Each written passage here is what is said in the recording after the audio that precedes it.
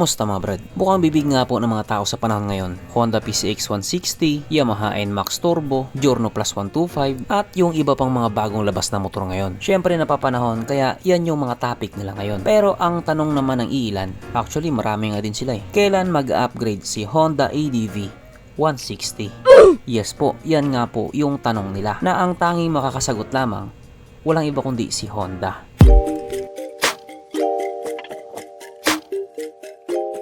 Pero syempre bago tayo magpatuloy, kung bago ka pa lamang napadpad dito sa aking walang kwentang channel, huwag ka na mag-subscribe.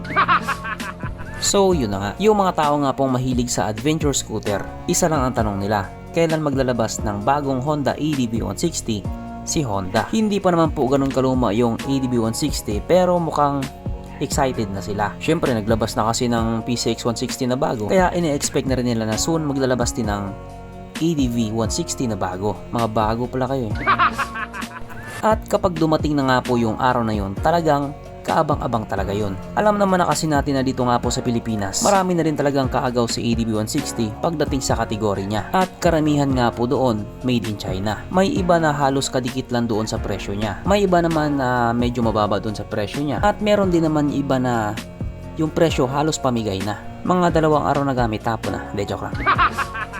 Ang malupit lang kasi doon sa mga Chinese brand na adventure scooter, talagang hinihigitan nila si ADV 160 pagdating sa maraming bagay. Pagdating sa specs, sa power, sa mga features, tinotodo talaga nila. Tapos yung presyohan nila mas mababa doon sa presyo ng Honda. Kaya yung mga tao minsan pahirapan talaga sa pagpili. Kasi nga dikdikan talaga ang labanan. Tapos kapag nakapili na sila, sasabihin na nila sa mama nila. Pero dahil nga po wala pang bagong labas na Honda ADV 160, pag-usapan na lang natin kung sulit pa bang bumili ng ADV 160 ngayong 2025. Angkop pa rin ba yung mga specs at features niya para sa taong ito?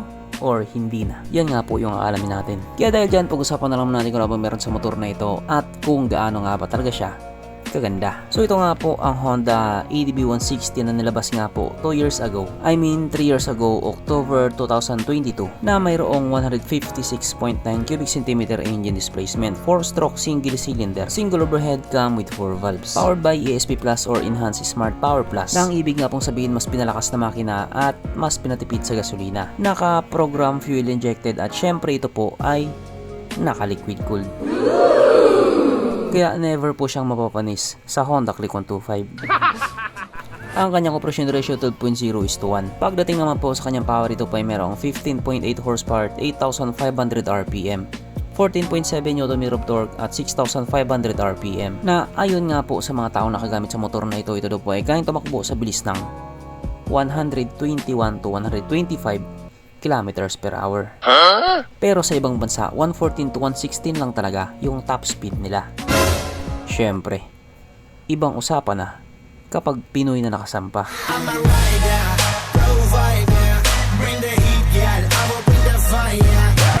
Ang kanyang tangke ay kaya magkarga ng 8.1 liters fuel na capacity na kumukonsumo naman na po ng 45 kilometers per liter. So marami po talaga makapagpatunay na yung Honda matipid talaga sa gasolina. Nahiya naman yung Muse 40 ko.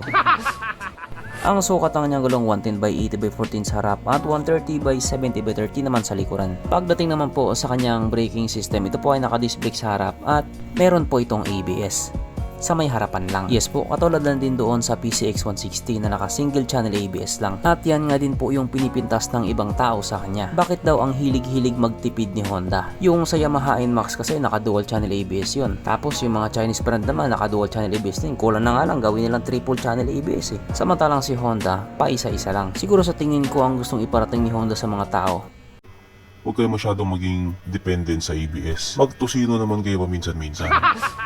kung sa bagay may punto din naman talaga yung ibang tao. Kasi tingnan mo yung Honda Click 160, yung braking system niya naka-disc brake sa harap tapos drum brake pa rin sa likuran. Although may variant din naman na naka-disc brake yung likuran, pero mas pinili nila na ilabas yung drum brake dito sa Pilipinas. Tapos nung nilabas naman ni Euro yung kanilang Samurai 155, basic na basic lang sa kanila yung disc brake sa harap at disc brake sa likuran. Tapos affordable pa yung bintahan. Syempre kahit sabihin natin mga maliliit na bagay lang yan, mapapansin talaga ng mga tao yan. Hindi naman kasi tumitingin yung tao sa kung ano yung maganda na ginawa ni Honda. Doon lang sila nakafocus sa kung ano yung may mali sa Honda.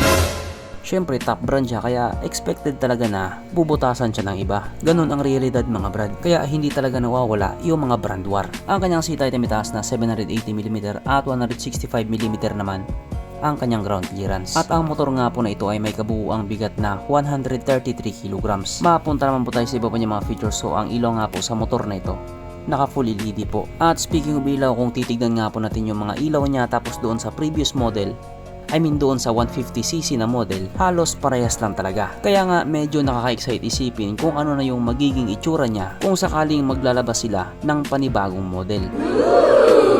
Siguro naman magbabago na rin talaga itsura niyan. Kasi kung hindi, mapag-iiwanan talaga sila. Ang kanyang touch panel syempre ito po ay naka-digital. Tapos kung mag-upgrade man ito, panigurado magiging TFT display na rin ito. Syempre panigurado nandoon pa rin yung smart key system, USB charging port, start and stop system, traction control system, at marami pa nga pong ibang system. At kung meron nga po tayong masabing isa sa mga pinagmamalaki ng ADB 160 or kahit doon sa ADB 150, wala iba kundi ang kanilang mga suspension. Kasi nga napakalambot daw talaga. So sarap ang bahagi nga po ito ay ginamitan ng telescopic fork. Assuming na yung magiging next gen naka-inverted fork na. At sa likuran naman ito po ay gumagamit ng dual shock absorber with sub-tank na Showa brand na ayon nga po sa mga taong nakagamit sa motor na ito, maganda ang bounce.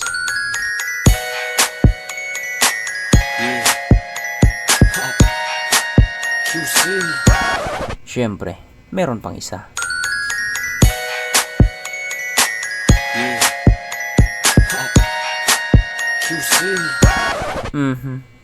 Panigurado.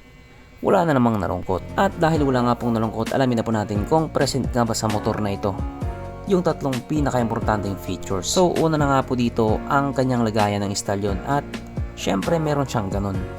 Meron siyang lagayan ng stallion.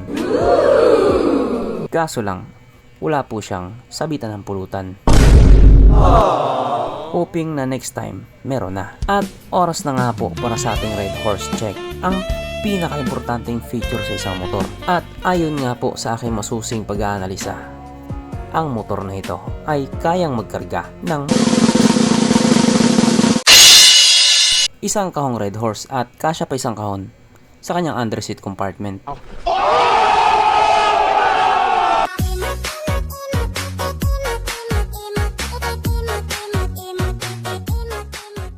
So therefore ang motor na ito ay talagang recommended.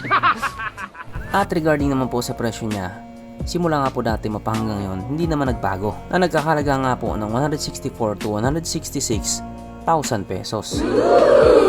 At para naman doon sa tanong na kung worth it pa bang bumili ngayong 2025 ng Honda ADB 160, sa tingin ko naman oo. Kasi sa tingin ko kapag naglabas na sila ng bago, panigurado, mas mataas pa dyan yung presyo. Ikaw kung gusto mo ng bagong ADB, pwede ka naman maghintay. O di kaya doon ka na sa ADB 350, parating na yon. Basta kung ano yung trip mo, yun ang sundin mo. Huwag ka lang suminghot, ibang trip yun. So hanggang dito na lang muna mga brad, kung may gusto kong sabihin or gustong idagdag doon sa mga sinabi ko, mag-comment ka na lang sa baba. Okay, bye.